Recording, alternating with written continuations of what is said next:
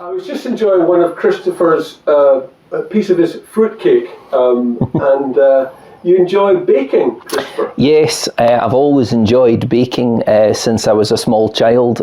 So baking is something that we really enjoy, do a lot of, and I find that welcoming someone in your house with a bit of hospitality, a bit of home baking, a scone, goes a long way to breaking down those initial barriers.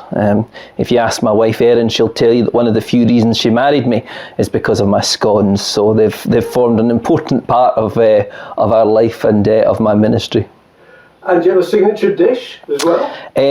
Yeah, probably chocolate pear pudding, which is a not diabetic friendly dessert that's good at this time of year. So that's my that and scones are probably my thing that people most know me for. Excellent.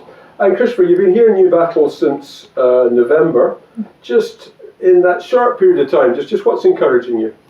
I think for us the biggest thing was, and the reason why we felt God's call so strongly to here, was because of the friendliness of the congregation. Despite only knowing them for such few months, I feel as if I've actually known them for half my life. Very welcoming, very enthusiastic bunch of people who are ready and wanting to journey in faith. So that has been the biggest encouragement, and you can already see in the community, just in these short times over Christmas, the activities we got up to over Christmas, that people are interested, are checking out the new minister, but in doing so are at least coming into the church, are breaking down those barriers that perhaps exist for some. And how does it compare? You were in Dumfriesshire before. Very different. Obviously, I was assistant minister and probationer at Thornhill, Penpunt and Durrisdeer Church, and that's 3 small rural communities, whilst the congregation were very friendly in a similar way. Very different environment to where we find ourselves now, but equally new and exciting challenges, albeit different from what we had experienced before. And Christopher, before going into ministry of Word and Sacrament, you were a lawyer. Yeah. What took you into ministry? For me, ministry was a kind of fulfillment of something that I always felt that I was going to be called to do. I grew up in the church. I was a church organist and choir leader for a long time, and at first I thought that was where my gifts should be used in music ministry. However, gradually over time I felt a stronger call to explore more, to do more, and eventually that resulted in me discerning that I was actually being called into ministry of Word and Sacrament, and that's where I am now, and it's a decision that I'm incredibly happy that I have got this far. I consider it to be quite a privilege, and certainly it brings me a lot more joy than the court ever did. And Christopher, you mentioned you're a church organist there. Yes. Tell me about your love of music and sacred music, or what kind of music do you like and listen to? I listen to a lot of worship music. Worship music is a huge expression of my personal faith. I have a wide range of worship music. I love Charles Wesley.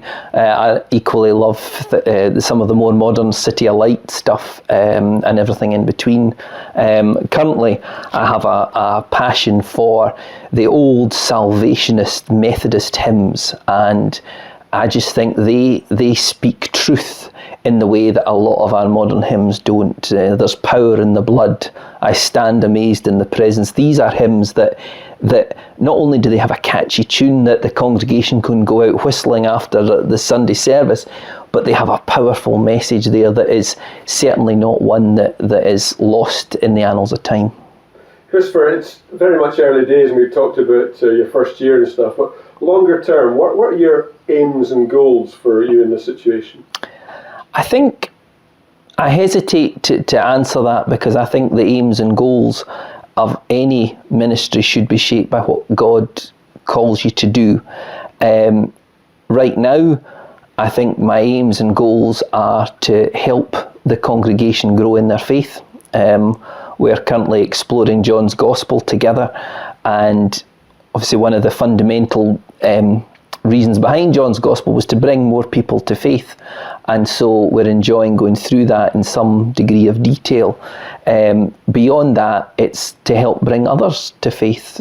Jesus said, "Go and make disciples," and that's what I believe is the biggest job of a minister. And as we've been talking about this afternoon, a lot of that is through building relationships with the community, building relationship with the people, making yourself available and not seeming detached or aloof from everyone else, but just you're living with them and being part of their community, so that over time they can understand that God can be part of that too.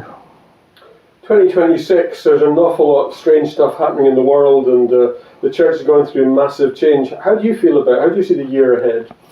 I think we're in a difficult time. I think 2026 has some scary things to deal with ahead, a lot of which are certainly not to do with the church or are out with our control, but certainly things that we need to be committing to God. You don't only have to watch the news for 5 minutes to see more and more things going south.